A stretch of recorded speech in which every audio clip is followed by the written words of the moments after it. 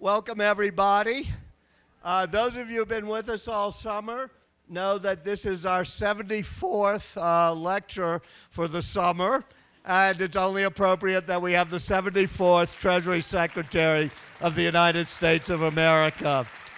I'm exaggerating, I think, about the number of McCluskey lectures we've had, but I'm not exaggerating about the number of Treasury Secretaries. But from Alexander Hamilton to you, it's been a great office. He also has dealing with China, and guess what? There's Richard. There's our friend John, right? Yeah, who's over there. I can't see with the lights from Explore, so you can get the book later. And after you get your stock tips about what to do on the Asian market, you can buy a dozen of them, and he will sign them all. Speaking of which, in your book, you talk about China debt. You talk about the economy heading for some real bumps. It's happened. What's happening with the Chinese economy? Okay, Walter, first of all, thank you. I'm delighted to be here. A beautiful day in Aspen to see so many friends in the audience.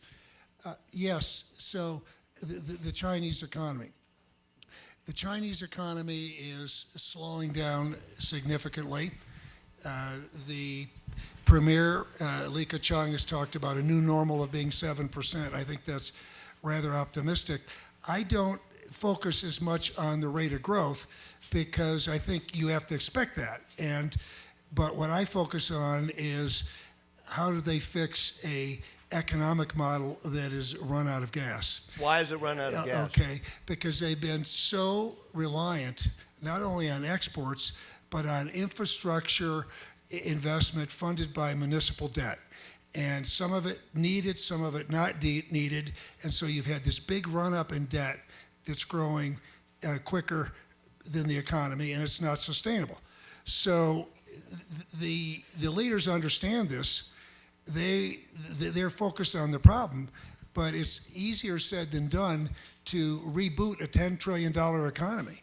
And this is going to take some fundamental reforms in terms of fixing a broken municipal finance system, developing a new tax system, national tax system, changing the responsibilities between the center and the provinces. And then if they're going to get growth, they're going to need to rein in the state-owned enterprises and create more opportunity for the private sector companies, which is where the growth has got to come from. So that's all easier said than done. So they need to reboot this economy plus manage this debt problem. And so as I said in the book, I take comfort from the fact they've got the financial capacity to deal with it. They've got their leaders understand the problem. But to all of those who think they've developed a better form of capitalism, let me tell you that ain't the case. And this is going to be difficult, and there will be bumps in the road. Now, the stock market correction we've seen in the past couple of months, how fundamental is that, and how much will that continue? Okay. So say one more thing about the economy, then the stock market. Economic reform has stalled for 10 years. And so this management team had a really difficult set of problems it was presented with. And so they laid out reforms to deal with it, where they said the market needs to be decisive. Okay, so they said the market needs to be decisive. The reforms that they've outlined say that. And so then what they've had is they'd had a big, run up on the stock price. And of course, the definition of a bubble is no one fully understands that the market doesn't understand it until it bursts. And so there was a correction, a big decline in stock prices, a big decline in terms of single day moves, but not big declines relative to how far the market had run up. And yeah. Do you think the renminbi or yuan devaluation, what caused them to do that in the last 3 days? Okay, so I'm going to get to that, but I just want to say one more thing about what the Chinese government intervened to prop up the equity market, and they did it probably because so many unsophisticated individual investors had gone into the market with the assumption that the government was somehow going to have the capacity to hold the market up. And the point that I made here, which I think is very important, is this isn't the thing to really be looking at. The fundamental problem is restructuring the economy. Now, this big equity market sell-off makes it more difficult to restructure the economy. It's hurt confidence, and I think it shows also how much more they need to do to reform their equity markets. And so if I have a big concern there, it's that the sell-off in the market might make it more difficult for the leaders to carry on with the reform. Okay, now you asked the equity market, excuse me, the currency.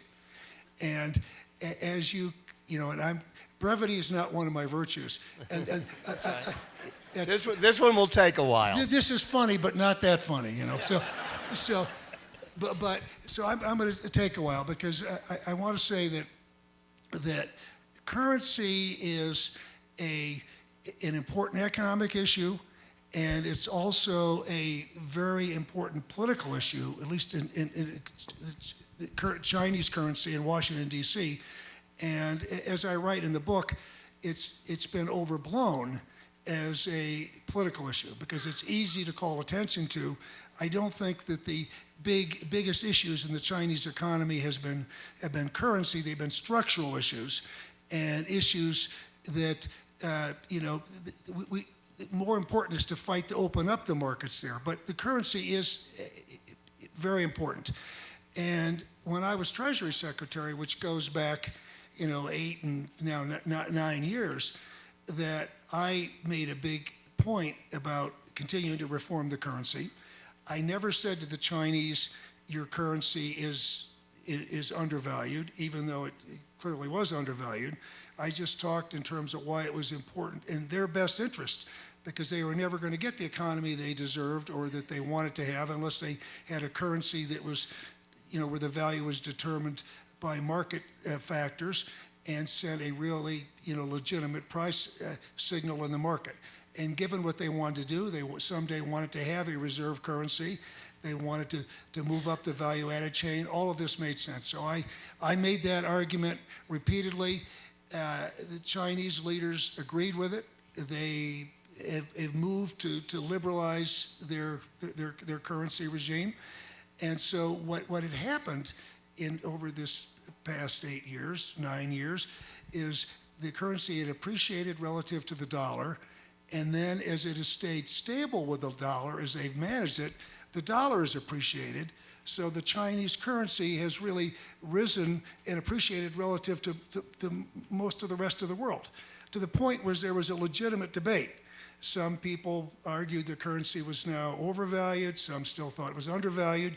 Whenever I got asked a question, I said, I don't know, and we need to get to the point where it's truly a market-determined currency, so we won't be asking that question. But Washington continued, the politicians in Washington hadn't caught up with this and continued to beat on China for currency manipulation and unfair. In other words, propping up their currency.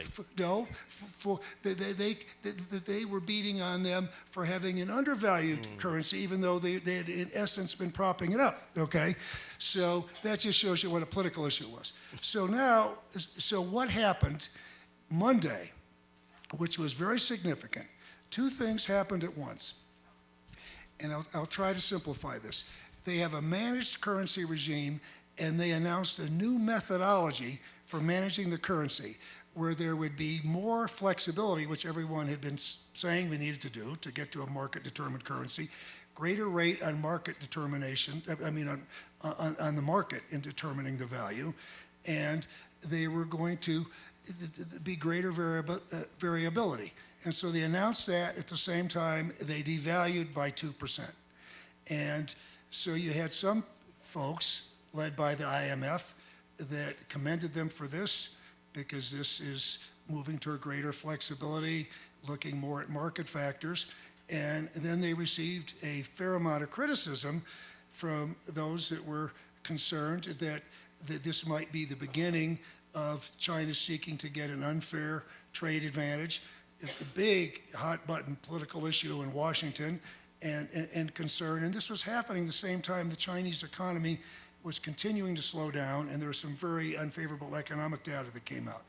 And then the next 2 trading days, which is just through Wednesday, the currency is depreciated by 4%. And so, again, this is heightened the concern. If you look at it in economic terms, with the economy slowing down in China, it shouldn't be a shock that the currency is depreciating. So now, what does it all mean? And I think it means 4 things as I look at it right now.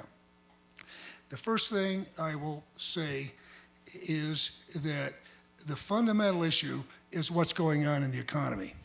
And there's no way that China is going to be able to turn around their economy by devaluing the currency.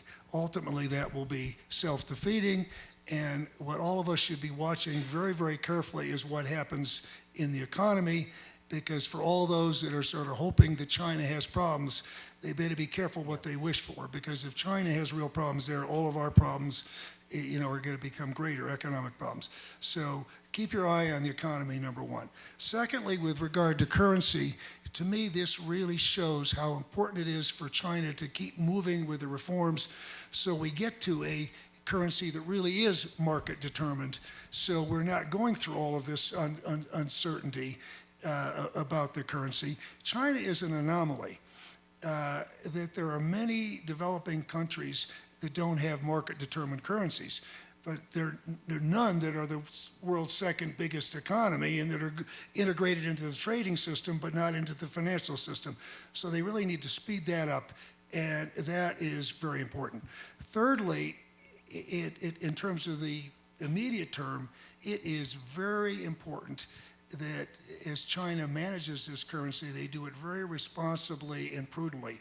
This is in their best interest and the best interest of the rest of the world.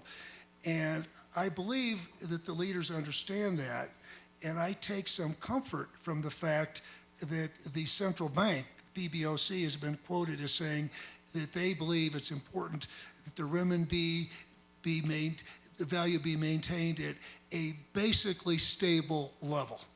So that was the language they used. So it'll stay within a 2% range. Well, I don't know. They haven't been clear what they've said. They devalued 2%. It's now 4% in the first 3 days. Market forces are currencies. This has roiled markets around the world, equity markets, currency markets, commodity markets, because there's 2 things going on at once here. There's the overriding issue, what's going on in the Chinese economy. It's slowing down markedly. What does that mean for commodities markets around the world? What does it mean for economic growth? And then there's what is going to happen with the currency. And so I just think it is very much in China's interest. And again, they've said that, basically stable.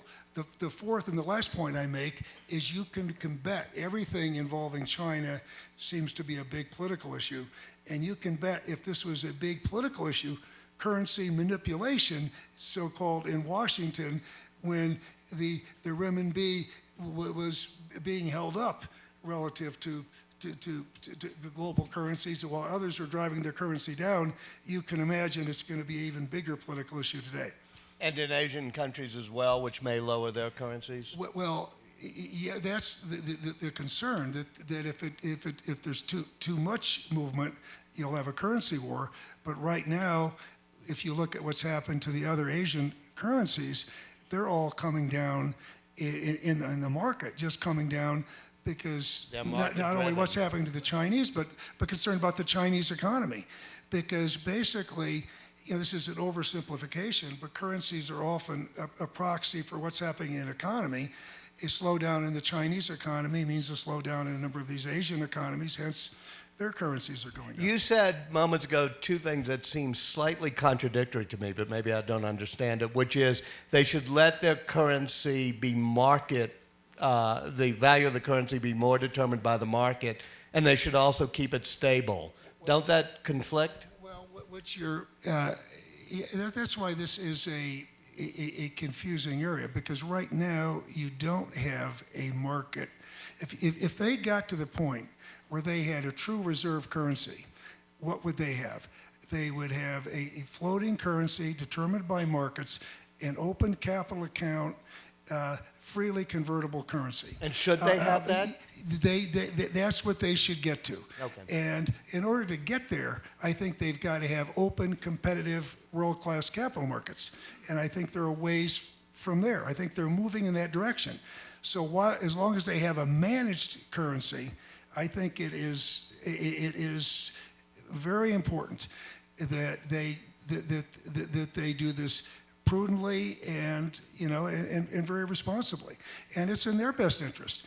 If the renminbi were to drop significantly, you would have capital flight. Investors wouldn't want to,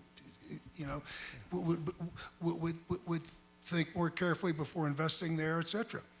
The devaluation makes it cheaper for their goods here, and the slowdown of the economy means that inflation in the United States has probably been tempered slightly by this devaluation of the currency. Does that mean in your mind that the Fed will have less pressure to raise interest rates this fall? Yeah, I'm not going to get into that. When I was Treasury Secretary, I didn't comment on the Fed, and I think as a former Treasury Secretary, I shouldn't comment on it. I just will simply say it is just as a general proposition. As a general proposition, I believe I'm a big proponent of the Fed's monetary policy in the past. I think because for us to delever and have grown at roughly 2% since the third quarter of 2009, while we delever, I think is important. But I think it gets to the point where it's ultimately self-defeating. And we need to get to a point where assets trade on the basis of real economic value. And I think that if all it took was to have cheap money to solve all economic problems, people would have done that a long time ago. And so there's risks of bubbles and other things. But I think the reason that this is a difficult judgment for the Fed is we have plenty of headwinds ourselves.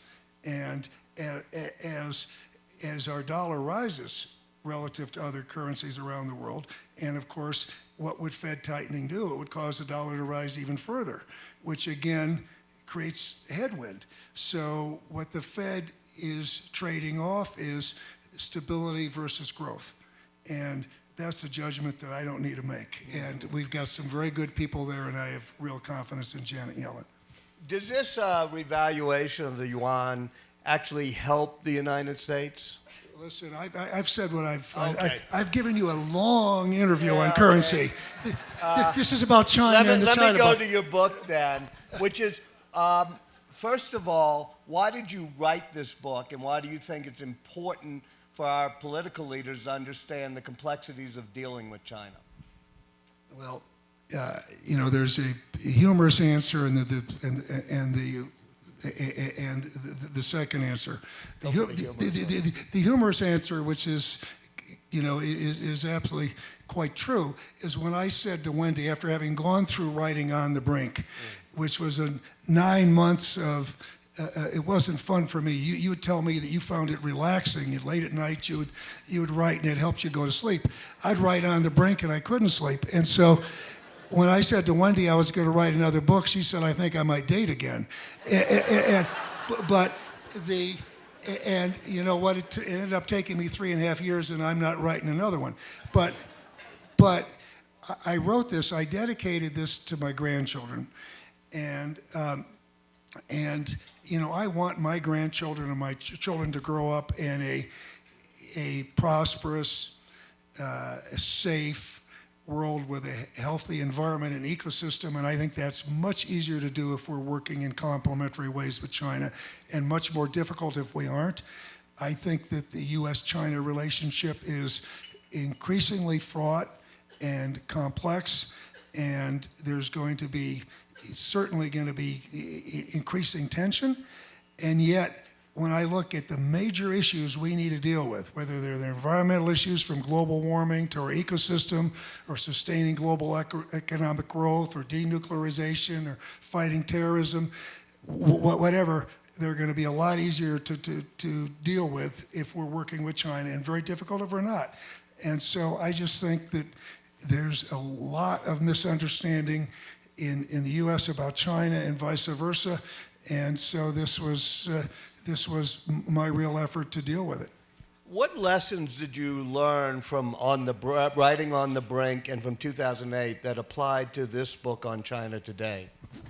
Walter, an interesting question, because I have said always, when people ask me, shouldn't we be fearful that China was going to eat our lunch, I've said, guess what?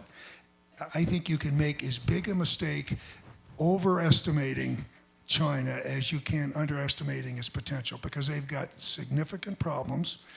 And I've said that the best thing we can do in terms of dealing with China is deal with our own issues, because we are going to be the predominant power for a long time if we restore our economic competitiveness, if we do the things we need to do to deal with our fiscal issues and with growth.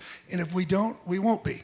So, but what I learned, and what I talk about in this book, which was a real lesson, I tell the story, which was in the strategic economic dialogue, which was something I put in place with, with President George Bush's strong support to help manage the U.S.-China relationship, the economic relationship. And I tell the story when Wang Xishan, who is a major character in the book, was my counterpart, as vice premier during the strategic economic dialogue. He came to Washington in June of 2008.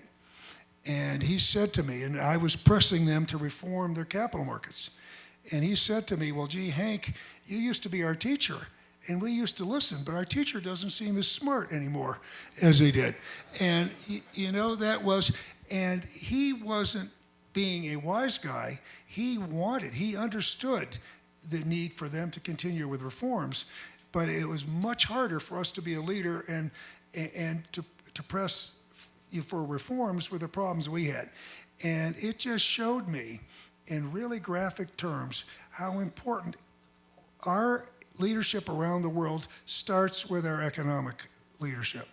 If we want people to want to emulate our economy and look to our model, it's going to be hard to do if we don't continue to stay strong economically.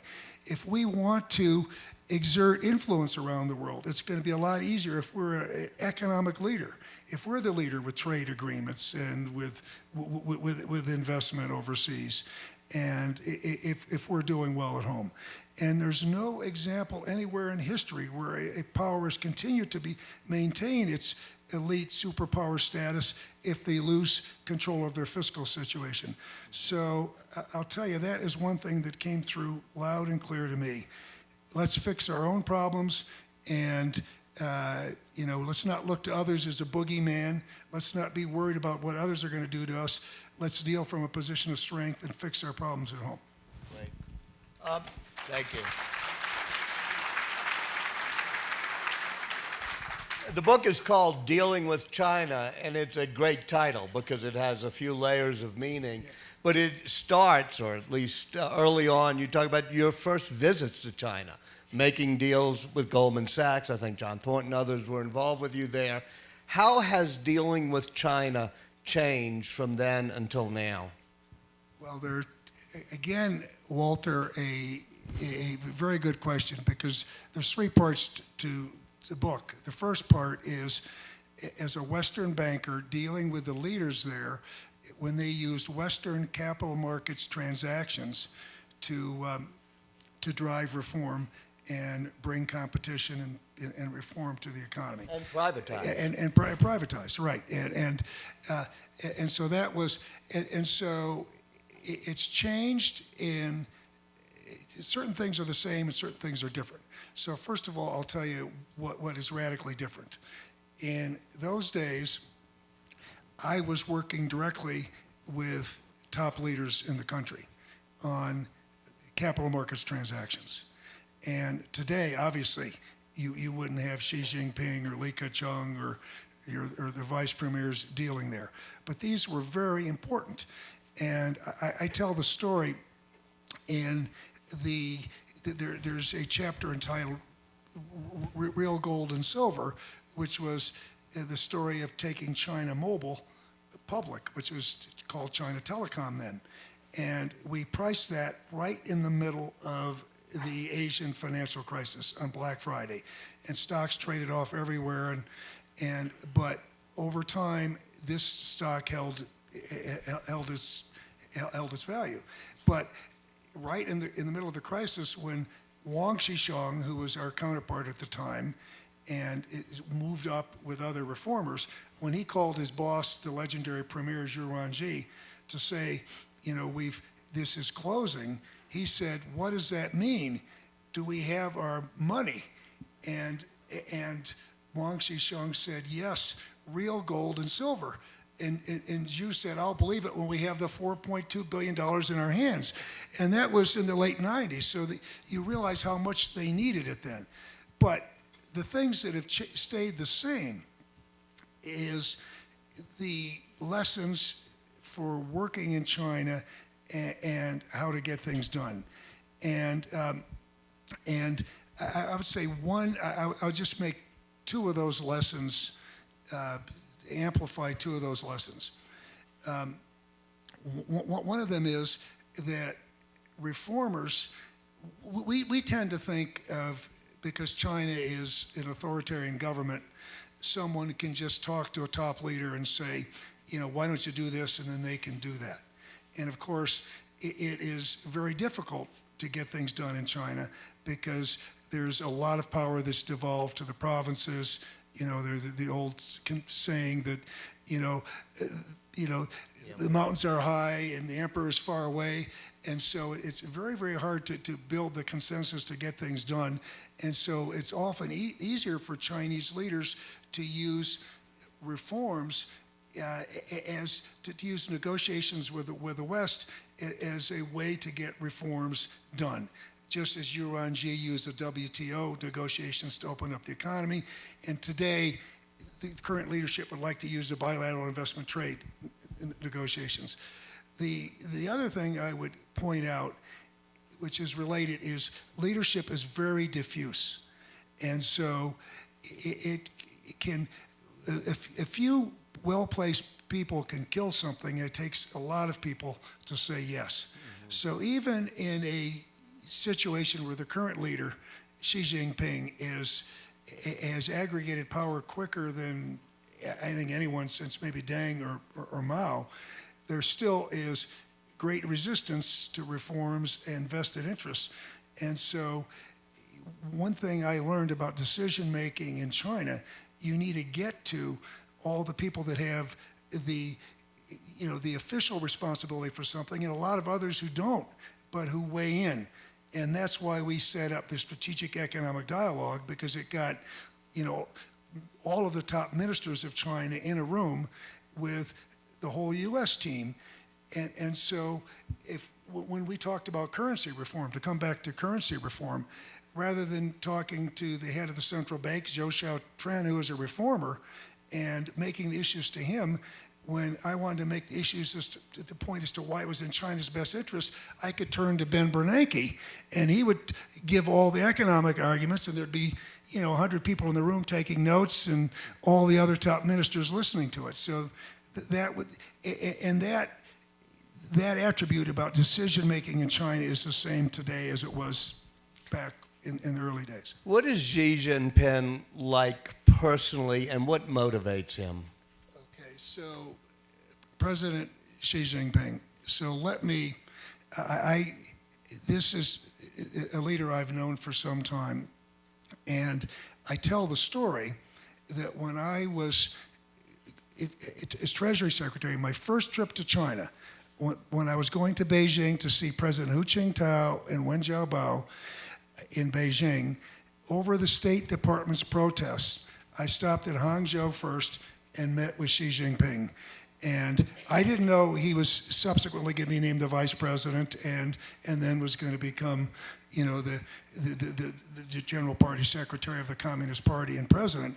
But I knew that he had placed a big emphasis on economic reform in the private sector as opposed to the state sector. And I had a high regard for him. I thought he was going to be moving up, and I wanted to send the signal that I didn't think the world revolved around Washington, D.C. and Beijing, so I went to Hangzhou first. And he had a great political sense then, because he arranged to have us photographed under the arch at Westlake where President Nixon had met with Zhou Enlai. But so now what is he like? A lot has been written about, he's unscripted, and he's someone who's a really good listener, and he's a very strong leader. But I would say there's three characteristics that really strike me about the guy. First of all, as I said earlier, he's aggregated power quicker than anyone I've seen to date. Secondly, there's no doubt in my mind that he's motivated by restoring China's greatness in the world. And to do that, he wants to modernize the country. And so that's the second thing I would say. Thirdly, I would say that he's got an extreme, maybe extreme, but a huge sense of urgency. It makes your mind, boggles the mind that he's looking at all at once, changing almost every aspect of China in some way. The economic system, the social system, political system. So he's moving to try to reboot the economy, to develop a new urbanization model, the next 300 million people going to the cities. Imagine that, 300 million people over the next 20 years in China. They've already got 650 million people. He needs a new model for that. He's redone the legal system. The government bureaucracy, they don't have the institutions they need to manage. Changing the relationship between the center and the provinces. The new foreign policy, big changes in the military, and all of this through a party that's rife through corruption. And that's the other thing you need to understand about him. He sees the party and the preservation of the Communist Party as being of utmost concern. I think his number one priority is maintaining the power of the Communist Party. He sees that as a source of stability in the country, and the one institution is strong enough to drive change. Is that why he's cracking down on free expression and the internet, and will that work? Yeah, so, okay, again, a very big question. I will try to be brief, because what you see is someone, at the same time, he is liberalizing the economy. He wants to do that, say, I want the markets to be decisive. So more flexibility and freedom in the economy. He's tightening up on the political system, on freedom of expression, on the internet, media, and so on. And we, as Americans, look at it and say that just doesn't fly. Those are contradictory. How do those two go together? To him, that doesn't seem to be a contradiction, because again, he sees the party as being, as I said, the source of stability in the country, number one, and he takes a dim view of anything that's going to undermine the stability of the party. And now, in terms of my view on all of this, I'm going to answer it in two ways. First of all, the question is, why does that seem to be working today? Because at the same time he's doing that, he is focused big time on reforming the economy and dealing with that.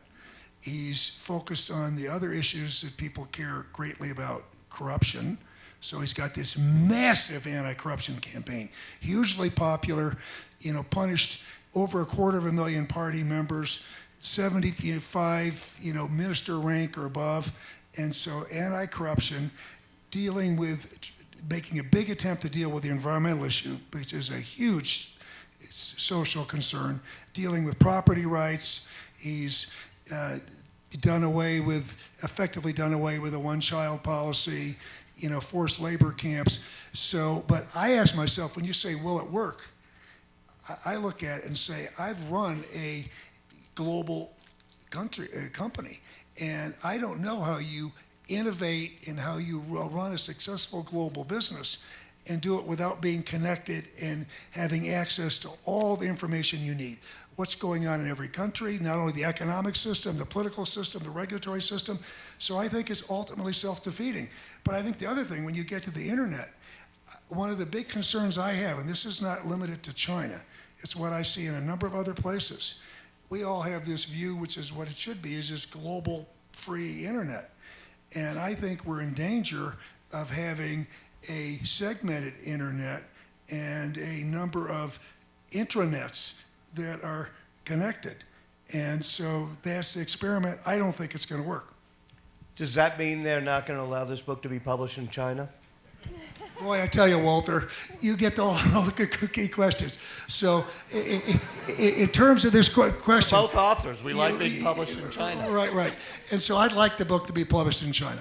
And so I've said to them that this book will only be published in China if it will not be abridged, edited, censored in any way.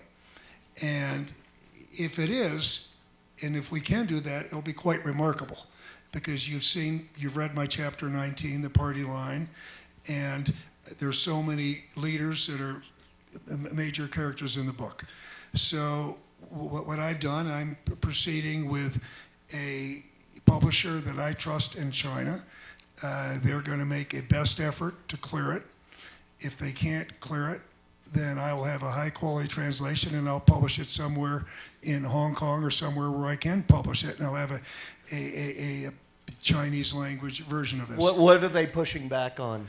Well, that's just Okay. that we'll wait and see.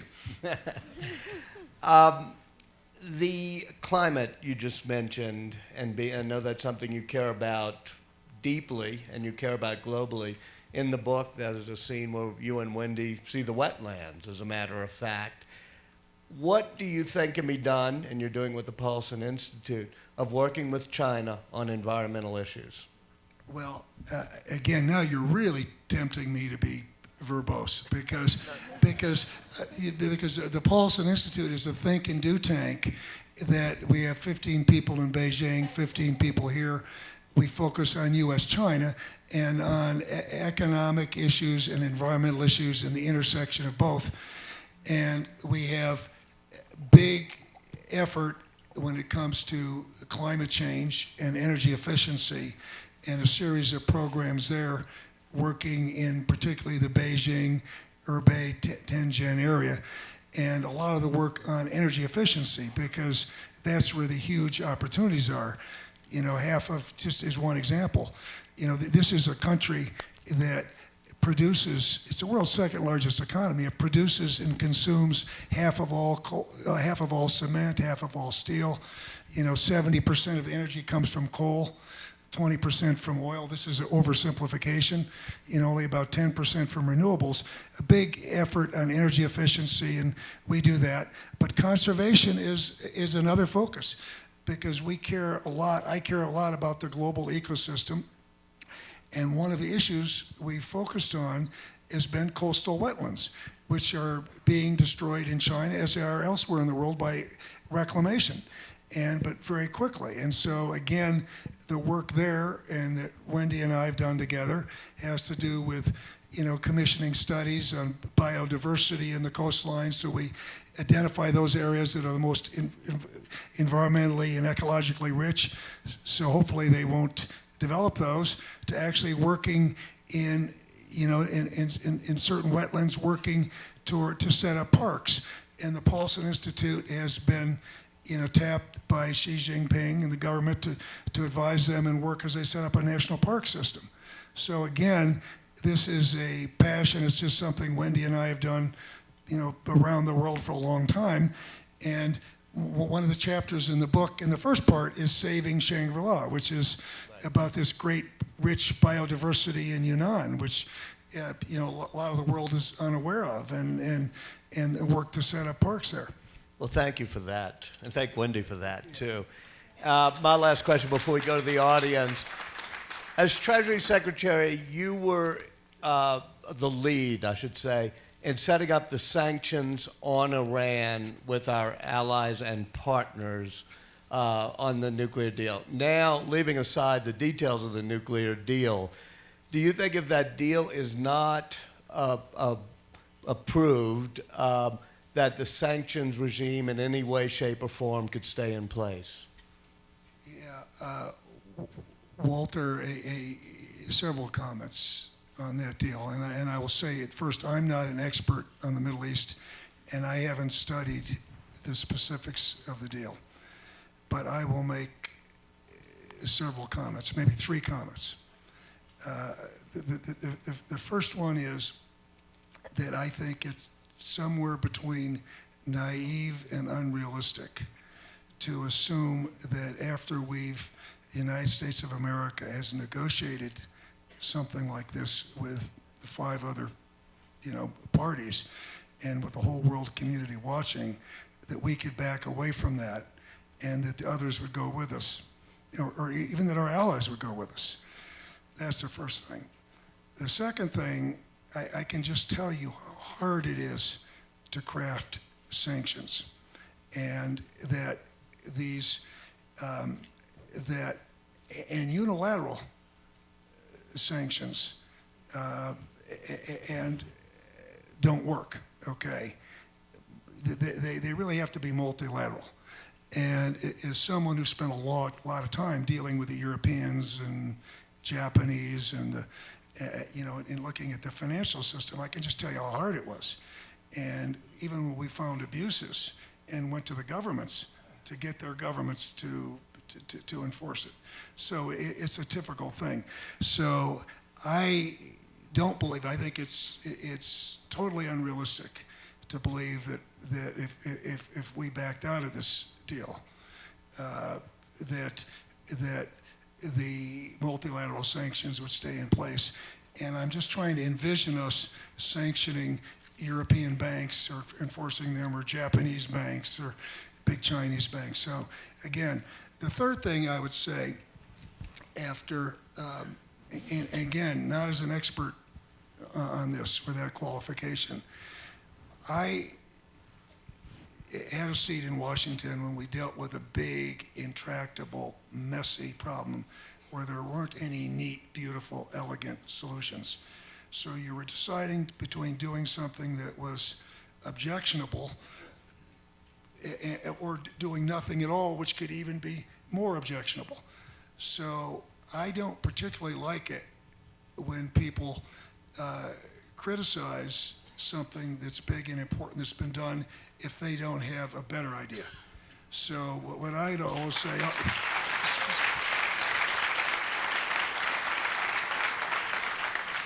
so I would always say, okay, you don't like option A, what's your option B? Okay, and if there's not an option B, and we went through that. I remember with the when the money markets were imploding, and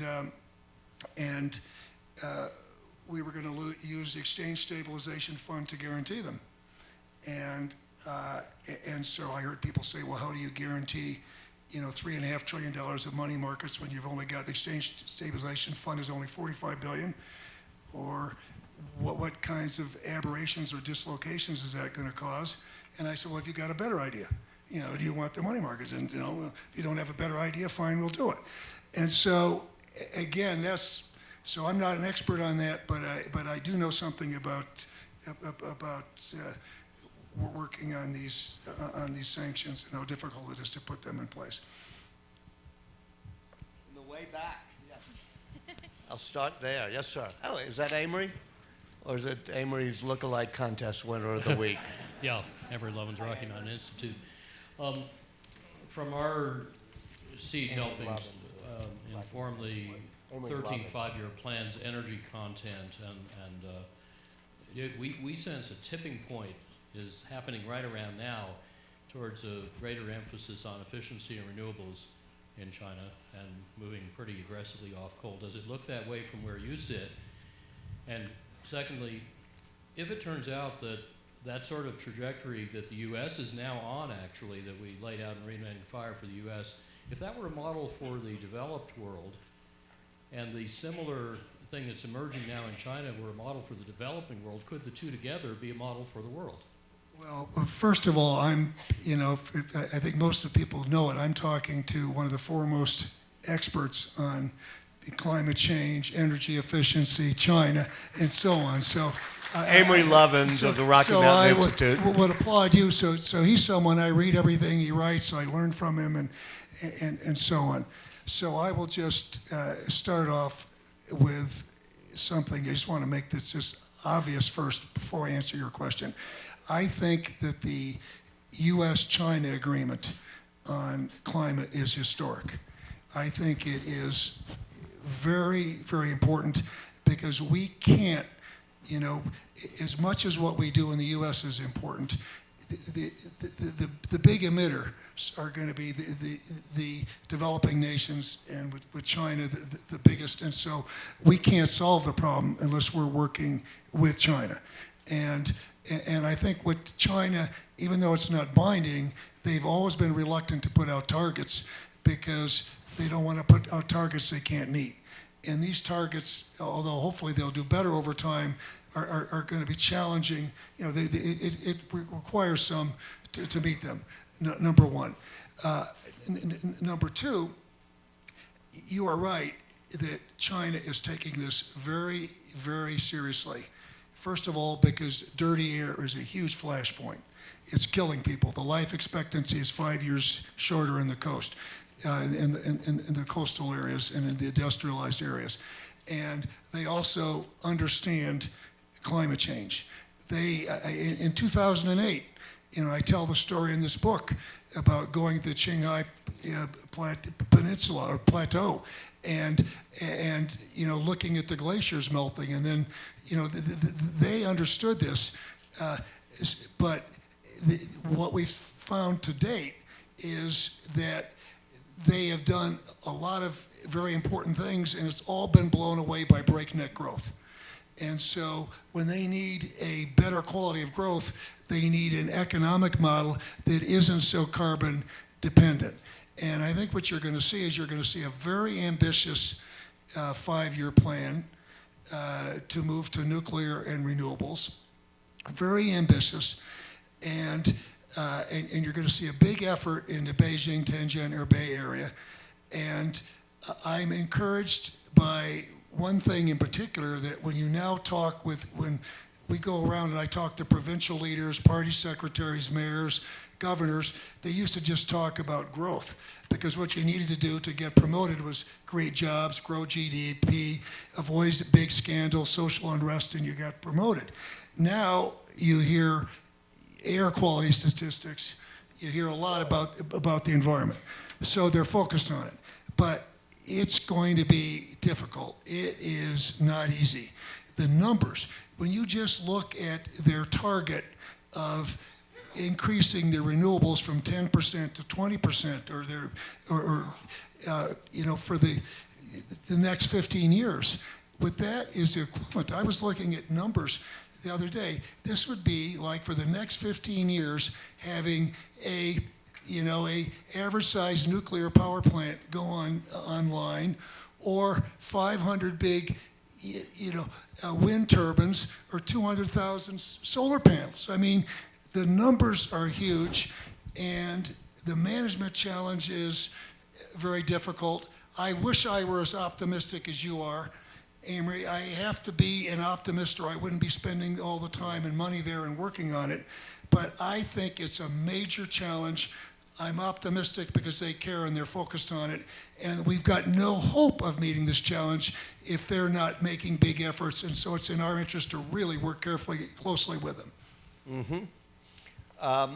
Yes, the woman there, please. Yeah.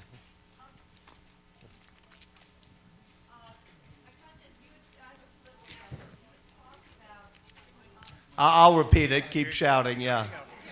Political question. Oh, here it is. You talked about how the current leadership is focusing on making the Communist Party as strong as they can. Do you sense anything in the provinces or in the country that suggests that there might be another political party or more multi-plural kind of government over time? Is there any kind of dynamic you see there?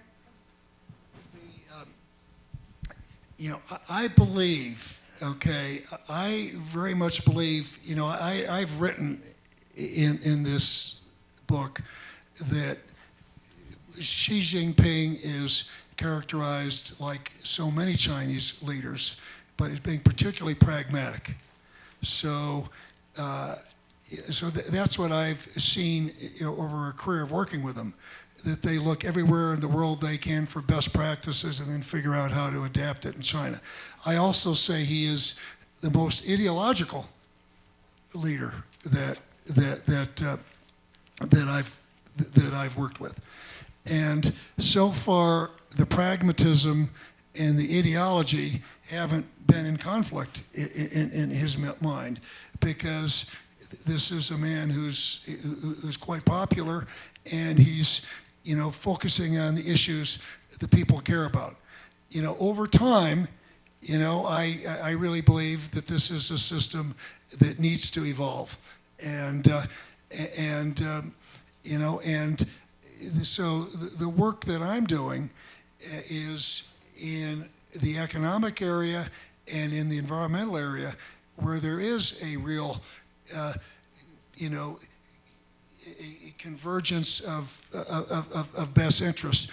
And I think we need to build more economic linkages. And so I want to build, I think that part of the tension we're going to have, and a growing tension between our two countries, are going to be in the national security area, some in the foreign policy area, and then I think the Chinese have a skepticism.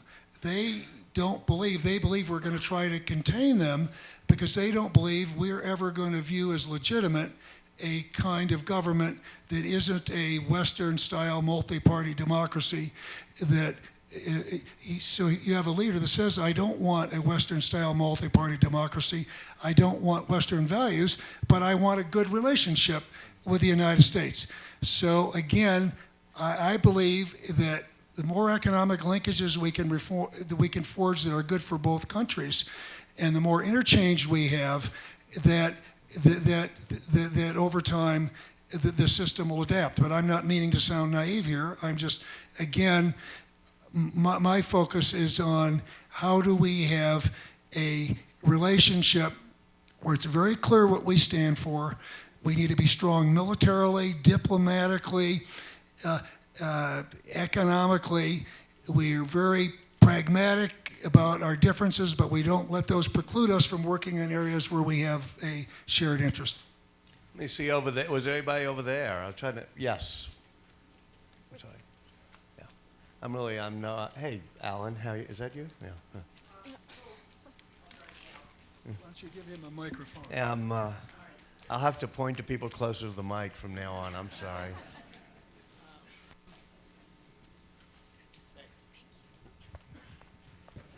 I mean, often the enemy inside a country is more troublesome than the enemy outside a country.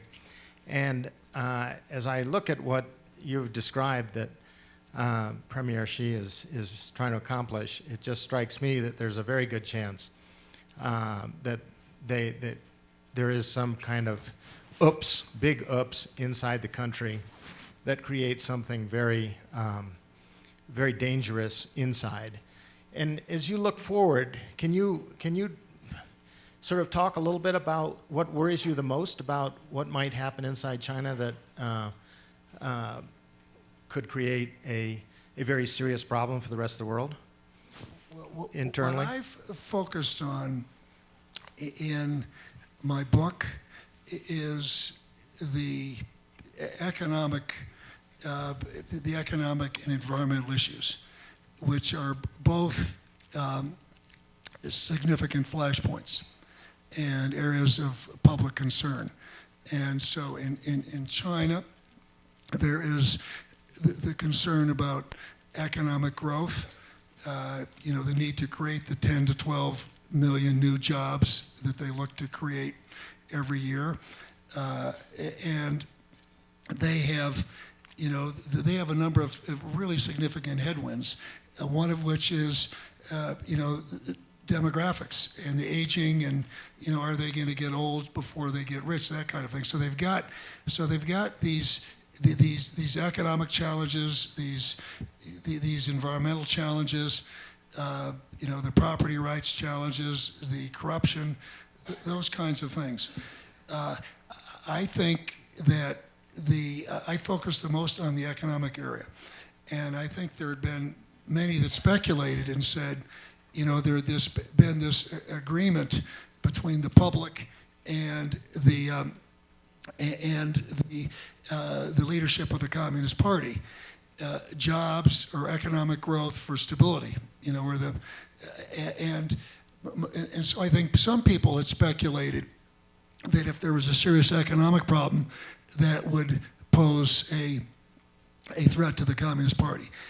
I, for one, believe that you will find that this administration will, and this leadership team will be able to hold together as long as they're focusing on the problems.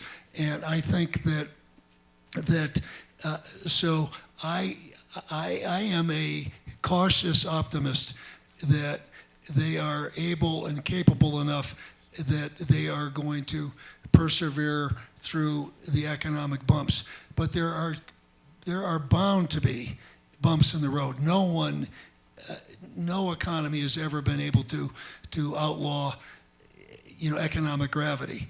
And as long as you have financial markets and governments and economies, there are going to be flawed government policies that lead to bubbles and excesses that lead to financial crises.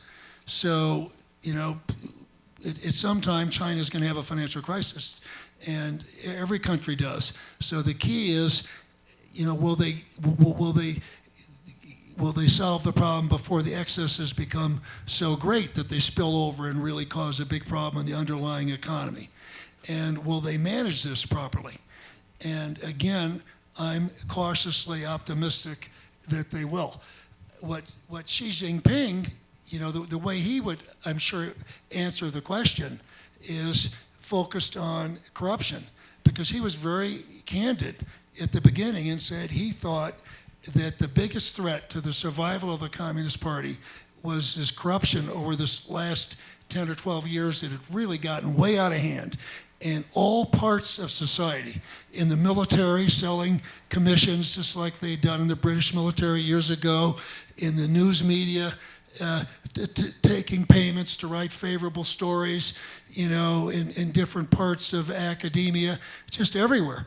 And so this has been a really broad crackdown, and the guy who's leading it for him, Wang Xishan, recognizes that just striking fear in dealing with that isn't enough.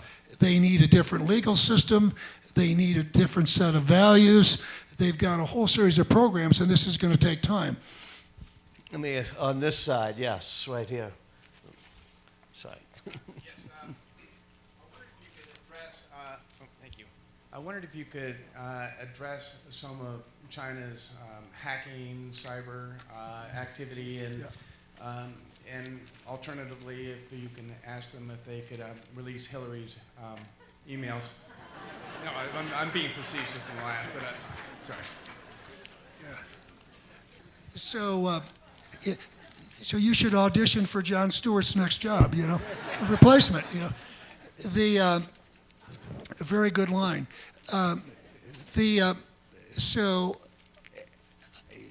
this is another one that's hard for me to be brief. I'll be as brief as I can, because cyber gets conflated, and there's so many things going on at once.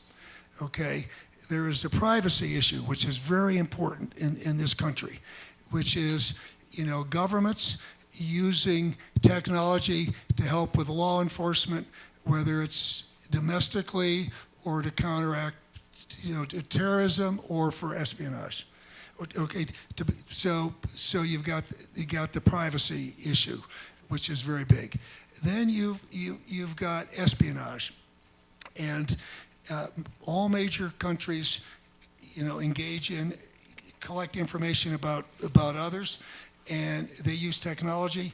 And technology has in recent years been the most reliable, information intelligence that governments get. So all governments do that. China does it. We do it. We want to hope we do it better than the other guys. So that's a big issue. You get into what Walter raised with me earlier, which is, the internet and censorship. And then you get into the national security laws that each country has, which is recognizing that technology can be used to gather information. That the Chinese have now proposed in draft form a very broad cyber or national security law, which is modeled to a certain respect after our CFIUS restriction. And we don't let certain Chinese technologies into the U.S., and so then the question is, and I think this can be very dangerous if huge parts of economies around the world are walled off for the national security reasons.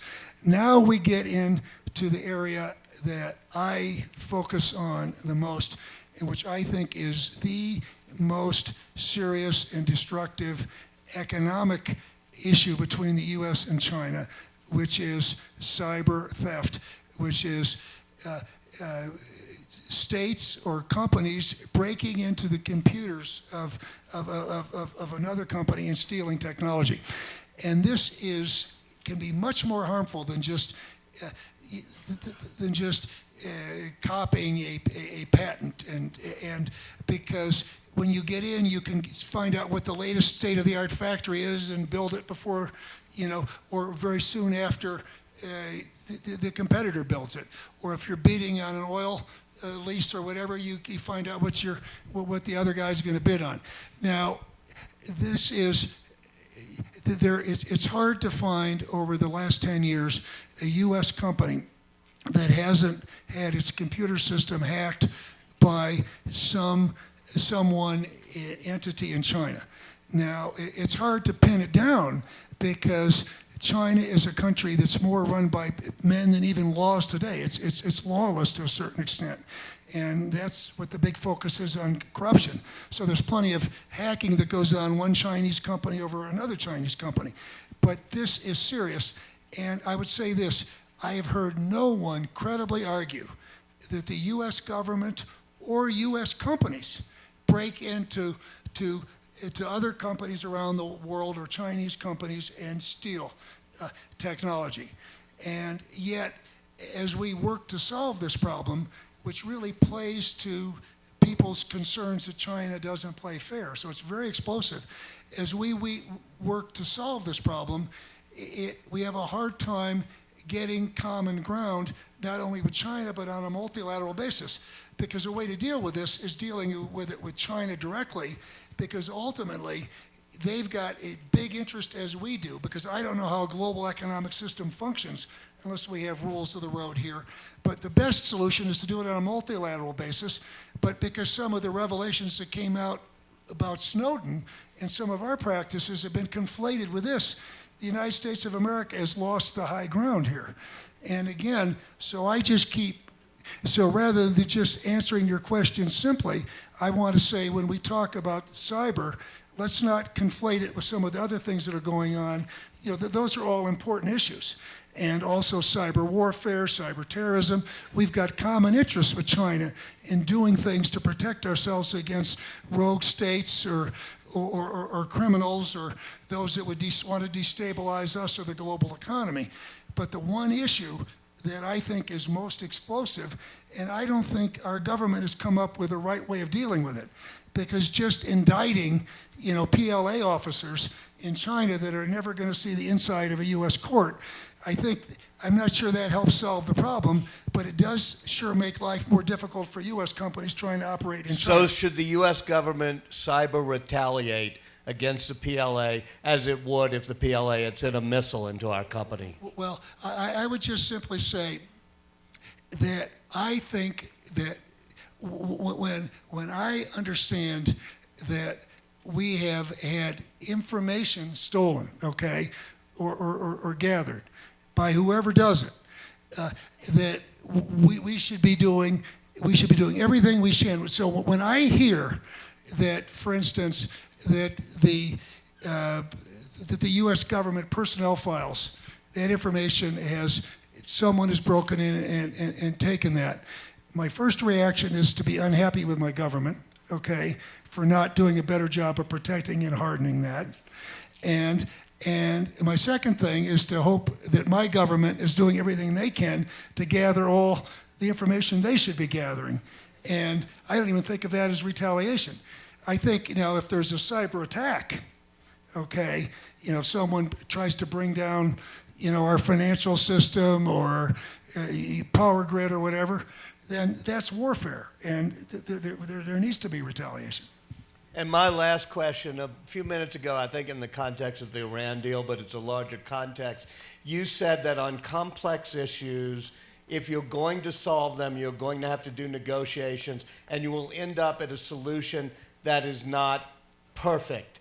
Has our nation become the political parties, especially on the extremes, become too intolerant of the notion of compromise and finding practical, pragmatic, and sometimes imperfect solutions? Yeah, well, amen. When you look at, I could go through the issues that I know the best, that we need to solve to put our economy on a track where we can grow above 2% and restore our economic competitiveness.